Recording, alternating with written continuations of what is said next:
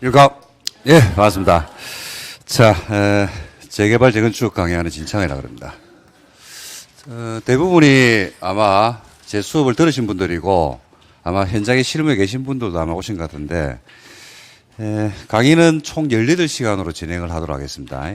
그래서 현장에 계신 분들이 이제 대부분일 것 같은데 재개발 재건축이 여러분들 이제 우리가 공인중개사 시험 치르실 때 배웠던 내용하고 또 실무에서 실제 이제 재개발 재건축 현장에서 어떤 일들이 벌어지는지 아는 등등에 대해서 아마 현장에 계신 분들도 아마 계실 것 같고 그다음에 올해 합격하셔가지고 처음 배우려고 하시는 분도 아마 계실 것 같아요. 그래서 이제 이론적 바탕은 아마 시험이 이제 합격을 하셨으니까 좀 되어 있으리라고 봅니다. 혹시 시험 자격증 안 가지고 계신 분 계십니까 이게? 괜찮습니다. 이게 한글만 읽을 수 있으면 되거든요. 그러니까 대전제는 일단 여러분들이 합격을 다 하셨다는 전제하에서 수업을 하도록 하겠습니다. 나머지 이제 내용들에 대한 부분들인데 내용들에 대한 부분은 이제 수업을 하면서 이제 진행을 하겠습니다만은 우리가 시험용으로 배웠던 내용하고요. 실무에서 벌어진 내용들은 다른 내용들이 있는 게 아니고 같은 내용들인데 이론적인 부분과 또 실무적인 부분이 좀 차이가 있을 겁니다. 그 차이가 있다는 것은 우리가 배우는 것은 법과 시행령까지만 배우거든요. 근데 현장에서 중요한 것은 법과 시행령이 물론 중요는 한데 그거는 기본이고 실제 움직이는 것은 뭐에 따라 움직이는 조례에 따라서 움직이는 경우가 대부분이고 또 재개발이냐 재건축에 따라서 물건이 좀 다르게 판단이 돼야 되는데 그걸 정비사업이라는 같은 어떤 획일적인 틀 안에 넣어서 정리를 한다든지 내용을 파악하게 되면 차이점도 많이 납니다. 그래서 그런 내용들에 대한 이제 전반적인 이해가 돼야 되지 않냐 싶습니다. 수업은 총 18시간으로 이제 구성이 되어 있습니다. 18시간 구성되어 있는데 18시간을 해서 여러분들을 갖다가 뭐 정비사업의 뭐 전문가, 고수로 안내하기에는 시간적으로 좀 짧죠. 그죠? 짧은데 제가 할 수 있는 것은 초보자를 그러니까 아주 이론적인 거 알고 계신 분들을 중급 수준까지는 올려드릴 수 있거든요. 중급 수준까지는 올려드릴 수가 있는데 고수가 되는 건 어디에 있습니까?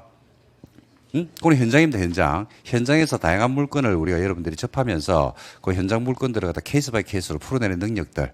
거기에 대한 이제 기초를 까는 게 지금 하는 작업들이 아니냐 이런 생각이 듭니다. 그리고 이제 수업을 듣고 나면 아마 들을 때는 이해가 되는데 듣고 나서 또 며칠 지나고 나면 다 잊어먹죠, 그죠? 그래서 그거는 이제 자연적인 현상이니까 당연하게 받아들이시면 되고, 그건 뭐 여러분들이 임상실험을 다 해봤잖아요. 학원에서 공부하실 때, 공인중 공부하실 때 듣고 나면 어떻게 됩니까? 다 까먹잖아요, 그죠? 그러니까 그거는 자연적인 현상이니까 여러분들이 받아들이시되 수업을 듣고 나면 이해했던 내용들이 나중에 현장에서 실무를 접하게 되면 그때 그 말을 이렇게 했구나. 이게 이렇게 쓰이구나라는 걸 여러분들이 훨씬 더 수월하게 아마 이해할 수 있을 겁니다. 그래서 자료를 가지고 이제 수업을 하기 때문에 자료에 여러분들이 표시를 잘 하셨다가 나중에 현장에서 잘 활용하시면 되지 않을까 이렇게 생각합니다. 수업은 좀 이따가 이제 커리를 한번 복사해서 하나 놔드릴 건데 수업은 이제 제일 먼저는 뭘 할 거냐면요. 정비사업의 종류가 지금 현재 몇 개 있습니까, 여러분? 정비사업의 종류? 그죠? 이게 이제 공부 합격하신 횟수에 따라서 다르거든요. 다릅니다 이게.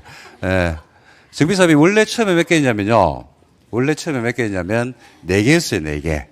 처음에 4개. 정비사업이 언제 만들어지냐면 땡 3년에 만들어지거든요. 땡 3년 6월달 시행입니다. 6월달. 한번 천천히 한번 들어봐요. 역사를 이야기 볼 테니까. 6월달에 이제 만들어지는데 좀 더 싹 정리를 해드릴 겁니다. 처음에 4개로 시작했어요. 4개. 주환경 개선 사업, 주택 재개발, 주택 재건축, 그 다음에 토착인 정비 사업. 이때 합격하신 분 계십니까, 혹시? 그렇지. 이럴 수 있죠. 그죠? 그러다가 2010년인가 2008년인가 몇 개로 이제 바뀌냐면 6개로 늘어나요. 6개. 6개로 늘어나면서 뭐가 추가가 되냐면 우리가 주환경 관리 사업, 그 다음에 가로주택 정비 사업, 이렇게 해서 총 6개로 늘어납니다. 6개 때 합격하신 분 계시죠? 그죠? 6개 나옵니다. 그러다가 2018년이죠. 2018년 재작년에 몇 개로 다시 줄어드냐면 3개로 줄어들어요. 3개로. 그 출발은 이제 2003년이 시작입니다. 2003년이 시작돼가지고 이렇게 줄어들죠. 그래서 지금 현재 몇 개입니까? 몇 년입니까? 2019년이죠. 2019년. 그러니까 몇 년 됐어요? 정비법이 만들어진 지가? 16년 됐죠. 16년. 자, 이게 왜 중요하냐? 왜 중요하냐? 이 보통 정비 사업이 우리가 정비 기본계획 만들고 정비계획 만들고 정비구 지정되고 그죠? 등등 이제 조합 만들고 그다음에 시공사 선정되고 사업 시행가 떨어지고 관리 처분 계획 만들고 이주 철거하고 조합원 동호 추첨하고 그죠? 그다음에 우리가 나중에 소유권 이전 받고 이렇게 하거든요. 근데 이 걸리는 기간이 얼마나 걸립니까? 보통 걸리는 기간? 정비구역 지정부터 해서 사업이 최종적으로 완료되는데 걸리는 통상적으로 그냥 일반적으로 걸리는 시간이 얼마나 걸릴까요? 이거보다 훨씬 더 많이 걸리죠. 이거보다 훨씬 더 많이 걸리잖아. 그러니까 뭔 말을 하냐면 이때 당시에 사업이 시작돼 가지고 진행된 곳들도 아직까지 진행되고 있고 이때 당시에 사업이 정비구역 진행돼 가지고 지금도 진행되는 곳들이 있다 없다? 있죠. 근데 그 사업장에 현재 적용되는 법률을, 현재 만들어지는 법률을 적용하면 돼요, 안 돼요? 안 된단 말입니다. 예를 들어서 분양가 상한제라는 게 지금 VR주기에 지금 지정됐고 그 범위가 확대됐거든요. 자, 분양가 상한제가 지금 누구를 죽이려고 만드는 거냐면 재건축 단지를 갖다가 어떻게 규제해보겠다고 만드는 제도란 말입니다. 그러면 분양가 상한제가 지금 현재 있는 모든 단지에 적용을 받는 것은 아니거든요. 그죠? 그러면 분양가 상한제를 갖다가 적용을 한다라고 했을 때 재건축이나 재개발 같은 경우에는 언제부터 뭘 하는 단지에만 적용한다는 부칙 조항을 둔다 두게 돼 있어요. 그러면 그 조항을 적용받는 단지가 있고 적용받지 않는 단지가 있단 말입니다. 그러니까 과거법이 안 중요한 게 아니고 엄청나게 중요해요. 정비사업은. 왜? 정비사업 자체가 걸리는 시간들이 너무 진지하게 듣네. 자, 그냥 이야기인데. 자, 걸리는 시간들이 상당히 오래 걸리거든요. 보통 기본적으로 15년에서 20년. 평균 우리나라에 나와 있는 기간이 뭐 한 17년 정도 걸린다고 이야기를 합니다. 그러니까 지금 17년이면 딱 정비법이 만들어진 데부터 요까지. 그러니까 지금 사업이 끝났다. 만약에 이주 철거해가지고 지금 만약에 입주가 들어갔다라고 하면 그보다 훨씬 전에 정비구 지정돼서 굉장히 우여곡절 끝에 조합장 몇 번 구속되고 그죠 난리 나고 뭐 이러면서 사업이 진행됐다 이겁니다. 이제 그러다 보니까 과거에 있는 법 규정을 무시하는 분들이 있는데 안 되고요. 특히 오래 합격하신 분들이 있거든요. 오래 합격하신 분들은 과거에 어떤 내용들이 변천사를 거쳐서 왔는지 등등에 대한 내용을 완전 숙지할 필요는 없겠지만은 어느 정도는 알고서 보셔야 된다는 내용입니다. 그래서 그 정비법의 만들어진 역사를 좀 설명을 드릴 거고 그 다음에 이제 여러분들이 이제 현장에 계시면 중개 사무소를 운영하시다 보면 조합에서 이제 각종 총회라는 걸 넣습니다. 관리처분 총회도 넣을 것이고 시공사 선정 총회도 넣을 것이고 하는 총회를 넣으면 거기에 관련된 책자들이 나오거든요. 그럼 책자를 보고 여러분들이 투자를 하든지 아니면 그 물건을 사려고 하는 사람들이 있단 말입니다. 그러면 그걸 설명해 줘야 돼요. 그러면 최소한 그 책자, 관리처분 책자든지 사업시행가 나오면 사업시행계획서라든지 이런 것들 읽을 수는 있어야 되거든요. 그러려고 그러면 거기에서는 어떤 말을 쓰겠습니까? 저처럼 구어체로 표현하겠습니까? 전문 용어를 쓰겠습니까? 전문 용어를 쓰거든요. 그럼 거기에 대한 내용들을 이해하고 있어야 돼요. 그죠? 주거이전비, 이주비, 그죠? 이주 촉진비, 이런 등등의 말들, 비례율, 무상지분율, 도급제, 지분제, 이런 말들이 나왔을 때 그 말이 가지고 있는 의미 정도는 최소한 중개사가 알고서 뭘 한다? 대화에 참여를 하든지 남한테 설명을 해야 되거든요. 그런데 이제 그런 말을 갖다가 제가 이걸 하면서 현장에 이제 임장을 많이 나가봅니다. 임장을 나가보고 그 다음에 거기에 있는 중개사들이 저는 뭐 제 신분을 소개해줘 당연히 임장 나가면 그래서 물어봅니다. 물건이 어떻게 되냐 쭉 물어보면 이야기하는데 중개사가 뭐 구분을 못하고 이야기하는 중개사들이 엄청나게 많습니다. 실제로 가보면. 그죠? 그런데 이제 잘 모르는데도 불구하고 중개가 이루어지거든요. 왜 이루어질까요? 그 듣는 사람이 더 모르는 거야. 그 듣는 사람이 아무것도 모르거든. 그러니까 그냥 넘어가는 거야, 그냥. 그죠? 그냥 넘어가는 거죠. 따지고 들어가면 이제 뭐 하기 시작한다? 박살나기 시작하는 거고. 중개는요, 재개발, 재건축 물건은 누가 사냐면, 누가 삽니까? 재개발, 재건축은? 투자자가 사는 것이지 거주하기 위해서 안 살아요. 여러분들 엄마 아파트가 지금 25억 하는데 25억짜리 엄마 아파트를 갖다 사는 사람이 거기에 들어가서 살려고 하겠습니까? 천만의 말씀이죠. 뭐 투자자죠. 그러니까 투자하는 사람들은 요즘에 정보가 워낙 많이 노출되어 있기 때문에 그 정보를 갖다가 네이버라든지 다음 내지는 유튜브를 통해서 정보를 다 습득하고 갑니다. 습득하고 갔는데 중개사가 엉뚱한 소리를 하고 있는 거지. 그래가지고 막 붙어요. 그리고 정비 사업은 제가 이제 질문을 받아보면 그런데 어떤 경향을 많이 겪냐면 전부 다 달라요, 전부 다. 그러니까 그 주변에 있는 법무사 되시는 분이나 세무사 되시는 분들한테 들었다고 이야기하고 조합에 들었다고 이야기하는데 하는 이야기하고 또 다르고. 그죠? 그러니까 케이스 바이 케이스로 굉장히 다른 경우가 많습니다. 근데 결론은 하나인데 왜 다르게 이야기하느냐라고 했을 때 거기에 대한 어떤 전문적인 식견, 전문적 지식을 체계적인 교육을 안 받았기 때문에 벌어지는 일반적인 현상인 것 같아요. 근데 그거 없어도 크게 물건 중개하는데 지장이 없을 수는 있는데 어디에서 대형 사고 터지냐면 제일 큰 거는 뭐냐면 분양 자격이 없는 물건이 중개가 될 때 그러니까 어떤 사람은 분양 자격이 있다고 보고 어떤 사람은 분양 자격이 없다고 보는 경우가 있거든요. 그러면 이제 그런 물건들이 중개가 될 때 이제 대형 참사가 벌어지는 겁니다. 그래서 그런 데 대한 주의점도 꼭 필요하겠죠. 그죠? 그래서 거기에 대한 전문적 식견이 이번 강의를 통해서 여러분들한테 전달될 수 있다 그러면 좋지 않냐. 그래서 가장 먼저 필요한 거는 역사, 그다음에 용어, 기본적으로 쓰는 용어들입니다. 이런 것들을 아셔야 돼요. 그래서 이런 것들을 보셔야 되고 그다음에 이제 뭘 배울 거냐면요. 전체 어떤 내용을 배울 걸 제가 말씀드립니다. 정비사업에 대한 절차를 보셔야 됩니다. 절차. 정비사업은요. 정비사업은 아까 말씀드렸죠. 최장 걸리는 기간이 어떤 데는 20년이 넘었었어요. 쉽게 말씀드리면 제가 이제 부동산공법 공인중개사 부동산공법 수업을 하면서도 말씀드렸는데 우리 재개발 재건축 특히 정비사업을 이야기하면 가장 많이 언급하는 게 음마아파트를 언급을 많이 하거든요. 음마아파트 재건축한다는 소리 들은 지 얼마나 됐습니까?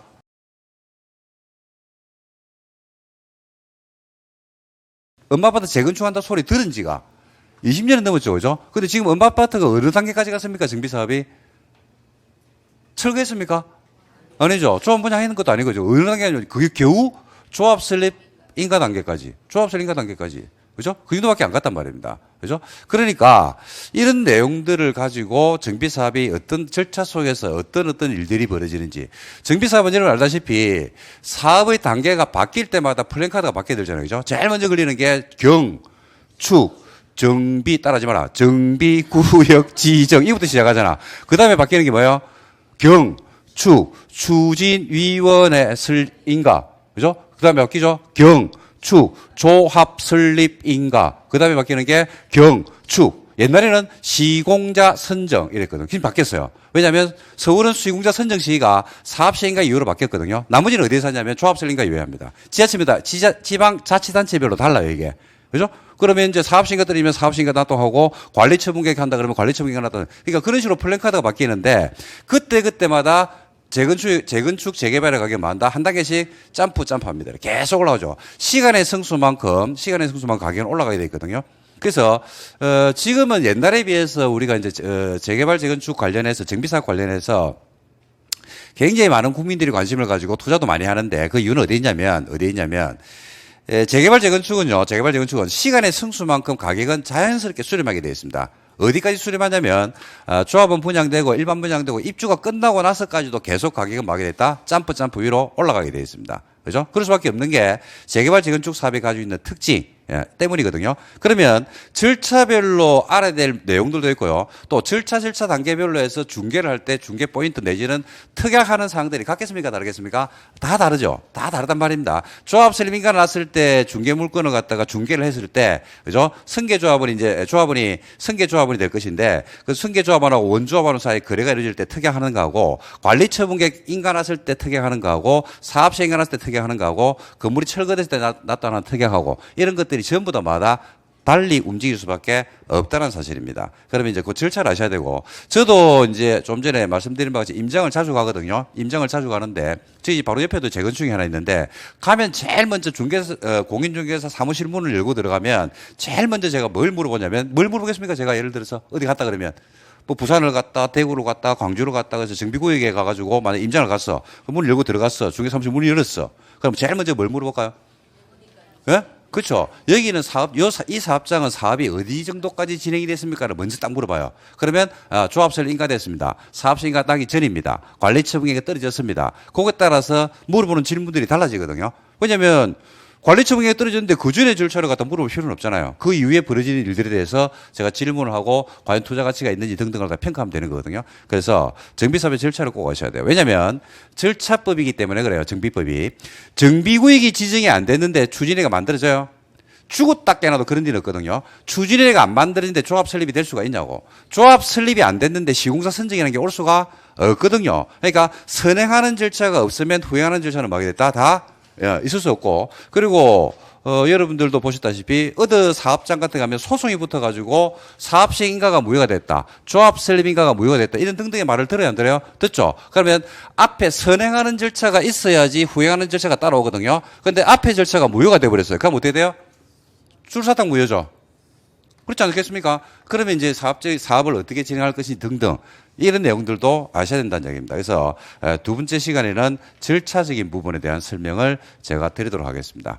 그 다음에 이제 또 어떤 내용에 대해 설명을 드릴 거냐면 이 재건축 구역에 가면 사업성 판단의 지표로 사용되는 게 비례율이라는 게 있어요. 재개발 지역에, 재건축이 아니고. 그 다음에 재개발 지역에 가면, 재건축 지역에 가면 뭘 쓰냐면 무상지분율이라는 단어를 쓰거든요. 들어보셨습니까? 혹시 무상지분율이나 비례율이란 말?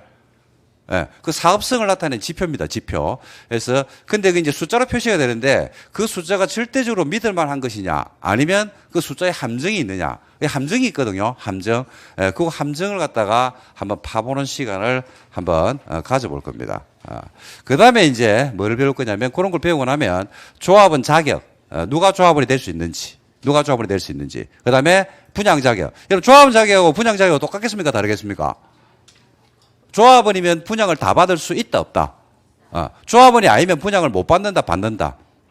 그죠? 그렇게 알고 있거든요. 조합원이면 당연히 분양을 받고, 그죠? 그 다음에 조합원만이 분양을 받는다, 이렇게 알고 있거든요. 그럼 조합원이면 100% 분양을 다 받는다고 알고 있거든. 그거 아니라고, 그거 아니라고. 자, 우리가 재개발해서 토지 등 소유자가 조합원이 되는데, 시험 칠 때 배웠잖아요. 토지 등 소유자 기억납니까? 진짜로? 누군데, 그게? 말도 못하면서. 자, 누구? 토지 소유자. 시험 친지 오래 합격하신 분들 되는데 2년 지나면 안 되는 거 내가 다 알아. 토지 소유자 또는 건물 소유자 또는 지상권자. 자, 예를 들어서 우리 요 지역에 요 구역 안에 토지 소유자 토지를 1제곱미터 가지고 있어. 그럼 토지등 소유자 맞아요, 아니에요? 맞죠? 맞죠? 분양 자격이 있어, 없어? 없어. 안 줘. 표정을 그리시면 안 돼요. 제가 안 주는 게 아니고요. 제가 안 주는 게 아니고, 조례에서 그렇게 주지 말라고 딱 정해놨어요. 못 줘.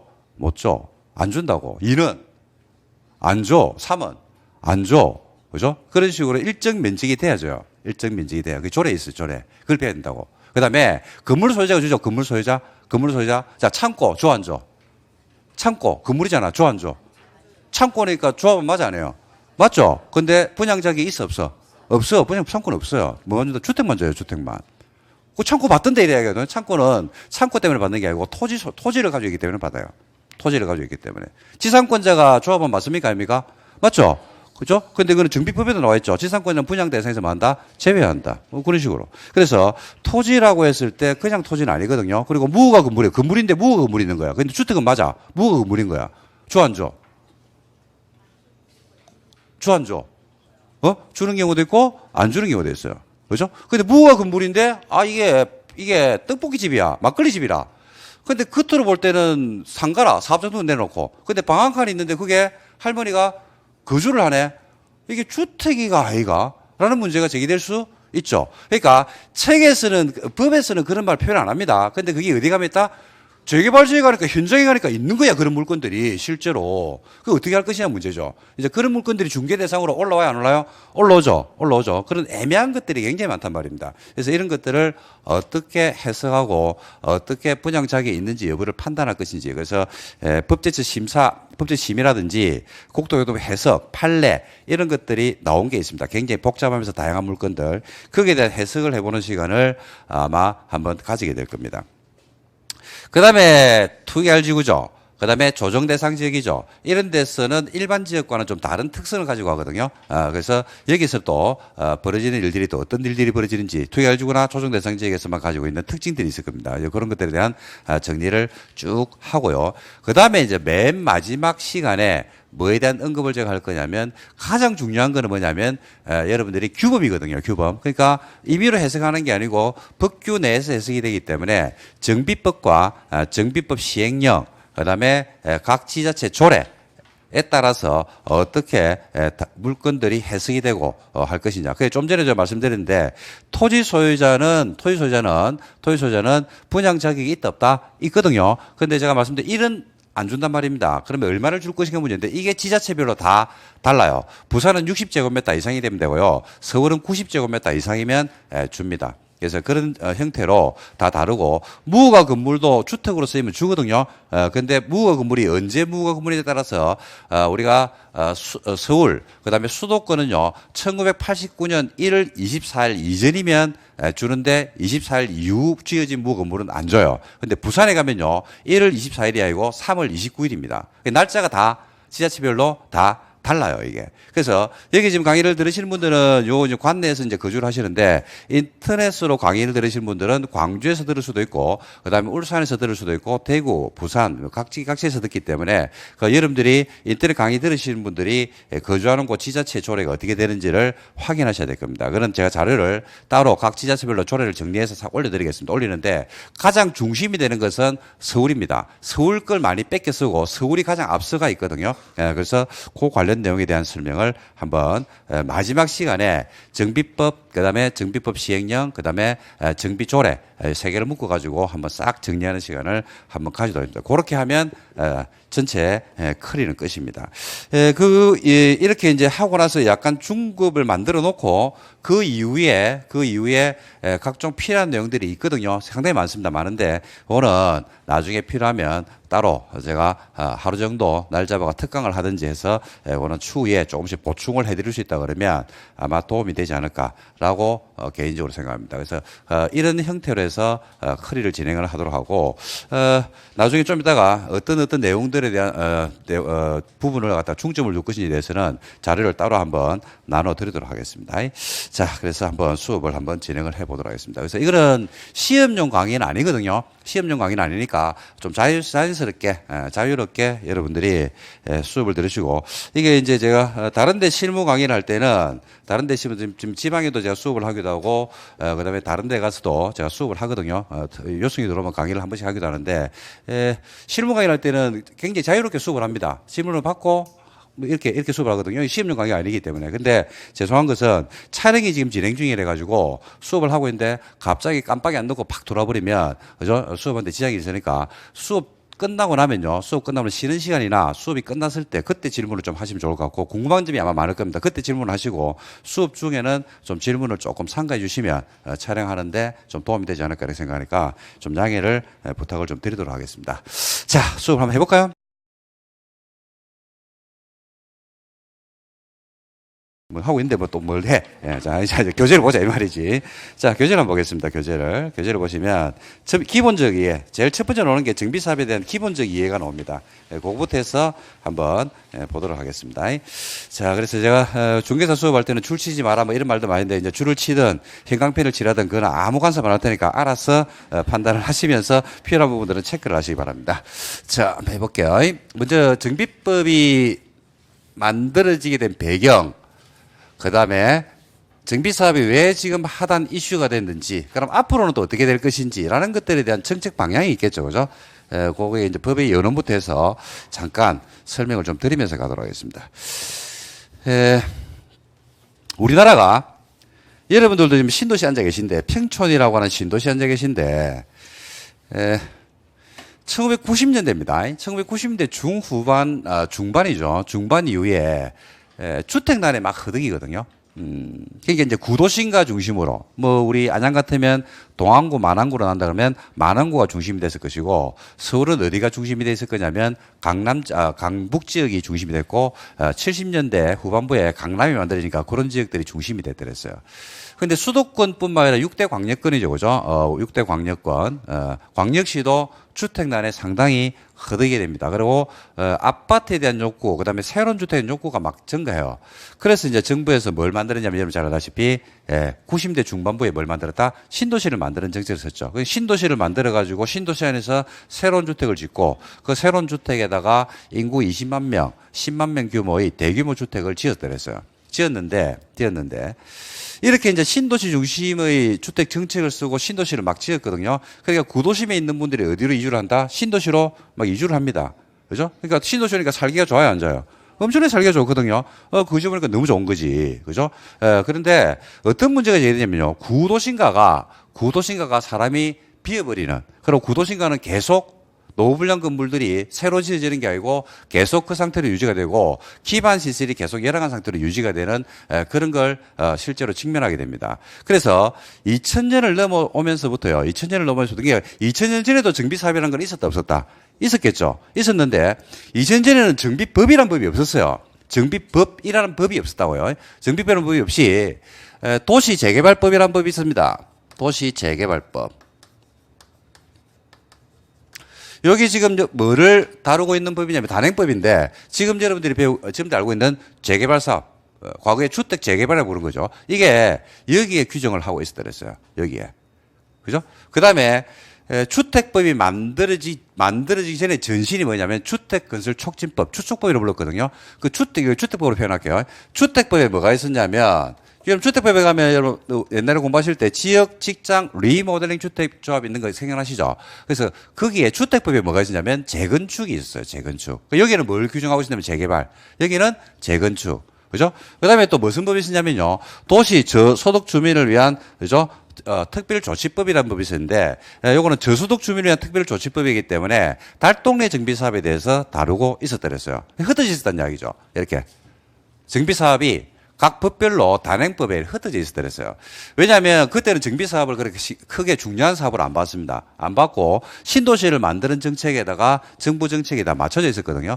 그런데 이게 흩어져 있으면서 이렇게 있다 보니까 구도심가를 갖다가 개발하는 정책들이 너무 소외받는 그런 지역들이 벌어지고 특히 이런 지역들의 사업들이 막 진행이 되면서 재건축, 재개발, 그다음에 이런 사업들이 막 진행이 되면서 부정 비리부터 해서 여러 가지 사회 문제를 막 안고 가고 특히 이제 그로 인해서 여러분들 우리 많이 보셨겠지만은 특히 저소득 주민들, 사회 약자들이 배려가 없이 철거하는 데를 막 밀고 들어가서 거기에다가 우리가 막 쫓아내기도 하고 그런 사회 문제가 막 야기되라는 이야기입니다. 그리고 인명사고도 막 발생하고 그래서 안 되겠다 이래가지고 땡 3년입니다. 땡 3년에 6월 달부터 시행하는데 정비법이라는 법을 갖다가 드디어 만들어요.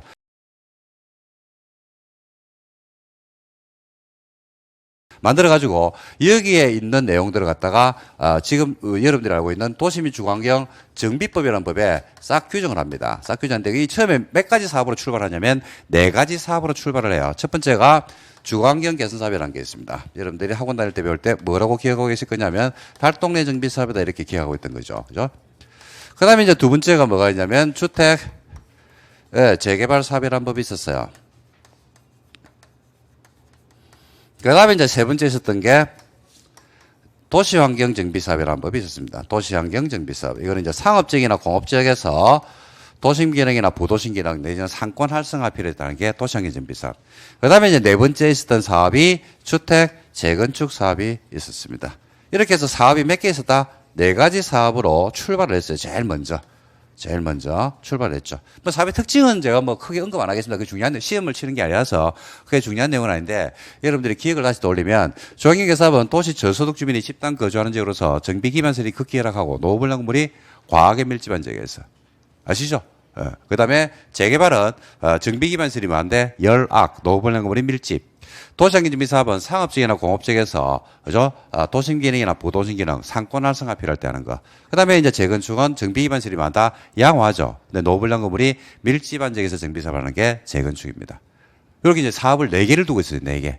네 개를 두고서 사업을 했는데 시간이 지나니까 다른 사업에 대한 필요성이 제기되는 거예요. 그래서 정비법을 갖다가 전면 개정을 한번 합니다. 전면 개정을 하면서 주거환경 개선 사업은 그대로 가져가요. 개선 사업은 가져가고 그다음에 주택 재개발도 그대로 가져갑니다. 이게 네 개는 원래 있던 네 개는 그대로 가져가면서 재개발도 가져가고 도시환경정비 사업도 그대로 가져가요. 명칭을. 그다음에 이제 주택 재건축도 그대로 가져가죠. 가져가면서 두 가지 사업을 추가를 합니다. 두 가지 사업을. 하나가 이제 뭐를 추가하냐면 주거환경 관리 사업이라는 법이 있어요. 주거환경 관리 사업. 이 주거환경 관리 사업이란 법이 관리 사업이라고 하는 사업이 만들어지고 나서 하는 사업장이 있다 없다? 있습니다, 이거. 이때 개정되고 나서 이런 사업을 만들고 이 사업에 따라 사업이 진행되는 곳들이 있다 이 말입니다. 그 다음에 또 뭐가 있냐면 가로주택정비사업이라고 있습니다. 가로주택정비사업. 가로주택정비사업이라고 있죠. 이렇게 해서 사업을 몇 개로 늘려버린다? 6가지 사업으로 늘려버려. 이때 시험 치신 분들 아마 있을 겁니다. 이때 시험 치신 분들. 힘들었죠, 이거. 그죠? 사업이 6개나 돼가지고 엄청 헷갈렸습니다. 정비법을 갖다가 수험생들이 보통 줄 포기합니다. 줄 포기. 그죠? 헷갈리고 어렵고, 그래가지고 줄 포기하는데, 요 사업이 많아서 그래요. 6개로 만들었죠. 6개로. 그래가지고 사업을 진행을 했습니다. 하다가 한 번 더 개정을 또 합니다. 이게 이제 2018년 개정이죠. 2018년 개정. 대부분 여기 앉아 계신 분들이 요 2018년도에 개정된 법률로 시험을 치르신 거라고 했는데, 이때 사업을 6개를 갖다 몇 개로 줄여버린다? 3개로 대폭 줄여버려요. 3개로. 그 3개로 줄일 때 어떻게 줄이냐면요. 주관경 개선 사업은 도시 저소득 주민이 집단 거주하는 지역으로서 정비 기반 시설이 극히 열악하고 노후불량 건물이 그냥 밀집이 아니고 과하게 밀집한 지역에서 정비 사업을 하거나 플러스 해가지고 주환경 관리 사업을 갖다가 여기로 붙여버립니다. 단독 다세대가 밀집한 지역에서 정비 기반시설이나 주민 공동 이용시설을 확충하고 주택을 철거하는 방식이 아니고 뭐하는 방식? 보전 정비 개량하는 방식으로 그게 주환경 관리 사업이었거든요. 이걸 주환경 개선 사업에 붙여버려요. 그래서 사업을 갖다가 2개를 붙여가지고 1개의 사업을 만들고, 그 다음에 주택 재개발이었죠. 주택 재개발인데 어떤 글자를 날려버리냐면 주택이란 말을 날려버려요. 주택을 날려버리고 뭐로 바꾼다? 재개발 사업으로 이걸 바꿔버립니다. 주택을 안 써요. 재개발로 바꿔버리죠. 그러면서 재개발 사업에 옛날 있던 주택 재개발, 그죠? 정비 기반시설이 열악, 노후불량 건물이 밀집, 한 지역에서 정비 사업을 하거나에다가 플러스 해가지고 도시환경 정비 사업을 넣어버리죠. 그죠? 상업적이나 공업적에서 상권 활성화, 도심 기능 회복이 필요할 때 하는 게 뭐더라? 재개발이다. 그래서 옛날에 도시환경 정비 사업으로 행해지는 것들이 많거든요. 우리 이제 수업할 때 보통 우리가 세운상가, 남대문 시장을 싹 밀어버렸다면 하는 게 도시환경 정비 사업이라고 했는데, 그게 이제 뭐로 편입됐다? 재개발로 이제 편입이 된 겁니다. 그래서 재개발은 주거형 재개발하고 도시명 재개발 해가지고 2가지로 나누기도 하는데, 도시명 재개발이 바로 뭐냐면 좀 전에 말씀드린 옛날에 도시환경 정비 사업이 재개발로 편입되면서 그렇게 부르는 명칭입니다. 그렇게 해서 2개. 그 다음에 주택 재건축 있죠. 그죠? 여기서 무슨 글자를 또 날려버린다? 주택이란 말을 날려버리고 재건축으로 바꿔버립니다. 재건축 사업으로. 이렇게 해서 현재 있는 게 정비사업 몇 개 있다? 3가지 형태의 정비사업이 있다. 근데 봐요. 옛날에 도시환경 정비구역으로 지정이 되잖아요. 그죠? 근데 이게 어디로 편입돼요? 재개발로 편입됐죠? 그렇다고 해서 재개발이겠습니까? 도시환경 정비사업이겠습니까? 그 옛날 국법을 적용한다니까. 국법에 따라 가는 거예요. 지금 그러니까 2018년 이후에 만들어진 사업장들이 도시환경 정비 사업을 할 것 같다라고 하면 뭐가 되고? 재개발이 되는데, 옛날 도시환경 정비 사업으로 내지는 중환경 관리 사업으로 내지는 가로주택 정비 사업으로 진행된 것들은 그때의 규정을 적용받게 돼 있다 이겁니다. 그러면서 가로주택 정비 사업은요, 정비법에서 빼버려요. 이걸 갖다가 2018년도에 빼가지고 이걸 어디로 넣냐면 단행법을 하나 만드는데, 들어보셨는가 모르겠는데 빈집 및 소규모 주택 정비 사업이라고 해서 따로 법을 만들어 가지고 빈집 정리 사업 1개, 그다음에 소규모 주택 정비 사업으로서 자율주택 정비 사업, 그다음에 가로주택 정비 사업, 그다음에 소규모 재건축, 이렇게 해서 사업을 따로 이쪽으로 빼버립니다. 빼가지고 분리를 시켜버리죠. 그래서 현재 정비법에 남아있는 사업이 몇 개냐면, 요거 중앙인 관리 사업, 달동네 정비 사업에다가 철거하고 아파트를 지으면 뭐가 돼요?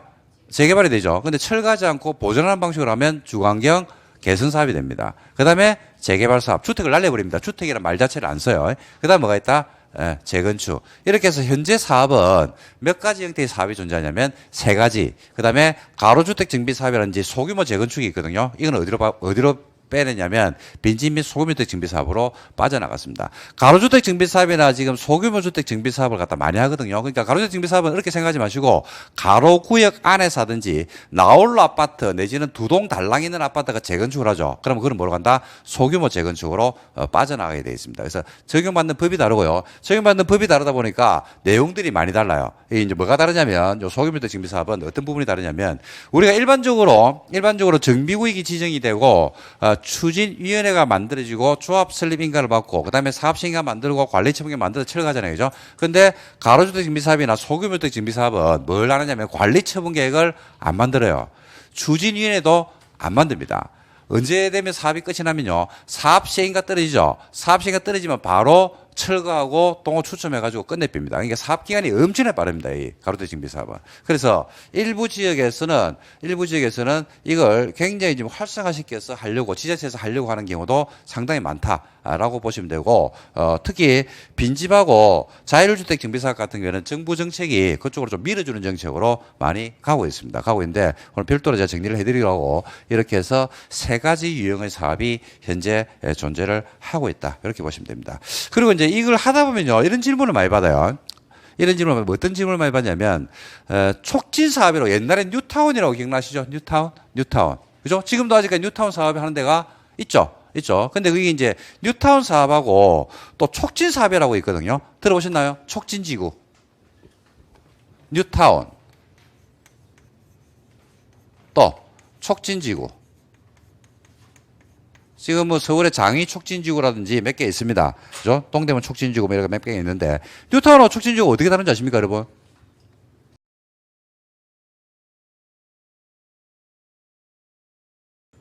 같아요. 같은 거예요. 뉴타운은 누가 만드는 거냐면, 이명박 정부 시절에 정비법에 근거를 두서 만드는 게 아니고, 서울시 조례로 해가지고 만들었어요. 뉴타운을. 뭐로? 서울시 조례로. 그러니까 뉴타운은 어디에만 있는 거냐면요. 서울에만 있는 거예요. 서울에만. 이래 하다가 서울시에서 주도가 사업을 했거든요. 사업을 했는데 글자가 들어갑니다. 뉴타운이죠. 그러니까 도시 하나를 갖다 만드는 거예요. 그러니까 뭐냐면 여기에서 찔끔 재개발, 여기에 찔끔 재개발, 여기에 찔끔 재개발, 여기에서 찔끔 재개발 하다 보니까 기반시설의 통폐합 같은 게 잘 안 되는 경우가 있을 수 있다 없다? 있다는 이야기죠. 이걸 어떻게 해버렸다? 하나의 타운으로 싹 다 묶어버립니다. 다 묶어버려가지고 학교가 필요하다 그러면 여기에 학교를 지어야지, 이 사람이. 여기에 학교를 갖다 세 개를 넣고, 그죠? 관공서가 필요하다 그러면 넣고, 안에 싹 밀어가지고 도로망이나 이런 것들을 싹 정비를 하고, 그죠? 하는 등등 형태로 해서 하나의 타운을 만들어버리는 게 뭐더라? 뉴타운입니다. 그러니까 재개발을 대단지로 하게 되면 그게 뉴타운이다 생각하면 제일 간단해요. 근데 근거가 어디 있냐면 조례에 근거를 두고 사업을 했더랬거든요. 근데 촉진지구라는 걸 갖다 만들거든요. 그 이후에. 이거는 뭐에 따라서 만드느냐면, 법에 따라서 법률을 만들어요, 법률을. 그죠? 법률을 만들어서, 촉진법이라는 법을 만들어가지고, 촉진지구를, 지정합니다. 그래서, 과거의 뉴타운으로 부르는 곳들이 어디로 지금 이름이 바뀌었다? 촉진지구로 이름을 다 바꿔놓고 있습니다. 그래서 촉진지구는 이름 이렇게 생각하지 마시고, 재개발을 한꺼번에 묶어서 할 때, 특별법을 만들어가지고 우리가 한 사업들이 촉진 사업이다 이렇게 보시면 되고, 현재 촉진지구로 지정돼서 촉진 사업을 하는 곳들이 상당히 많이 있습니다. 실제로 있는데 그거는 좀 이따가 그에 대한 관련 법령이나 그런 것들에 대해서 한번 따로 정리를 제가 해드리도록 하겠습니다. 자, 그래서 여러분 교재 있죠, 그죠? 교재 보시면 역사적 흐름이라고 되는데 그거는 설명을 제가 좀 전에 쭉 드렸습니다. 한번 읽어보시면 될 것 같고, 그 다음에 우측에 보시면 2페이지에 3페이지네요. 정비사업의 유형이라고 나옵니다. 유형. 그 제정 당시에는 몇 개였어요? 4개였죠. 그러다가 개정이 되면서 몇 개로 늘어났다? 6개. 그죠? 그리고 최근에 2018년에 이제 만들어진 게 총 사업이 몇 개더라? 3가지 사업이 있다. 이렇게 이제 보시면 되겠습니다.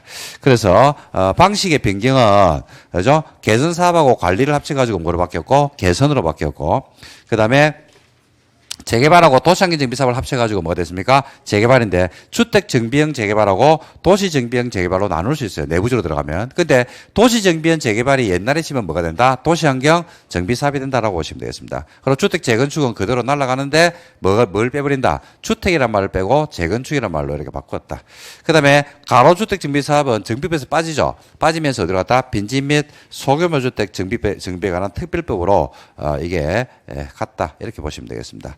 그 다음에 재정비 촉진 사업이라고 제가 아까 촉진지구라고 말씀드렸는데 좀 전에 말씀드렸죠. 그죠? 요거는 이제 어떻게 보시면 되냐면, 뉴타운의 법적 근거는 그 밑에 나옵니다. 그 2번에 한번 보실래요? 법적 근거. 법적 근거가 제일 중요하거든요.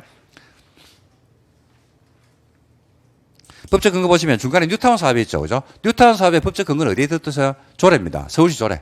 그러니까 어디에서만 있었다? 뉴타운이라는 게 어디에만 있을까요? 그렇죠. 서울밖에 없습니다. 부산 가면 없어요. 뉴타운이라고는 없습니다. 부산에 가면 서울에만 있었어요. 그래서 제일 먼저 해서 성공한 데가 은평 뉴타운입니까? 은평 뉴타운부터 해가지고 몇 군데가 있었죠. 그죠? 몇 군데 있었는데 뉴타운으로 지정을 하다 굉장히 많이 했는데 실질적으로 사업이 이루어진 곳이 많습니까? 안 이루어진 곳이 많습니까? 안 이루어진 곳이 훨씬 많잖아요. 그죠? 그래서 우리가 뉴타운 사업이라는 걸 갖다 해가지고 지정하고 사업 진행이 잘 안 되고 막 그렇게 되는 경우를 보니까 정부에서 이건 안 되겠다라고 해가지고 법을 만들었어요. 그래서 재정비 촉진을 위한 특별법을 만들어가지고 촉진지구로 지정해서 우리가 법에 따라서 법의 근거를 두고 사업을 진행을 하게 됐으니까 여러분들이 혹시 어디 갔는데 촉진지구로 봤다 아니면 아직까지 뉴타운으로 돼 있다라고 하면 그게 촉진 뉴타운 같으면 서울시 조례에 따라서 근거를 두고서 지정된 곳들이 아직 사업이 진행되고 있는 곳들이고 촉진지구로 지정됐으면 촉진의 특별법에 따라서 지정이 돼가지고 하는 곳이구나 이런 생각하시면 되는데 사업의 특징을 갖다가 말씀드리면 다른 건 없고 어떤 정비법에서 규정된 내용들을 갖다가 거의 복사뜨가 씁니다. 복사뜨가 쓰는데 이거는 정비구역이 지정되는 걸 갖다가 재개발 정비구역이 지정되는 걸 갖다가 그죠? 어떤 특정 지역에 묶었다 그러면 그죠?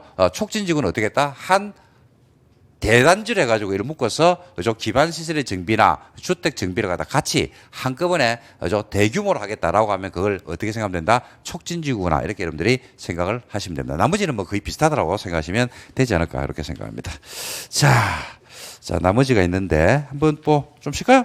네, 좀 쉬었다가 빈집 및 소규모 정비 사업 요거부터 해서 한번 정리를 조금씩 하면서 내용을 좀 확장해 보도록 하겠습니다. 자, 좀 쉬었다 볼게요.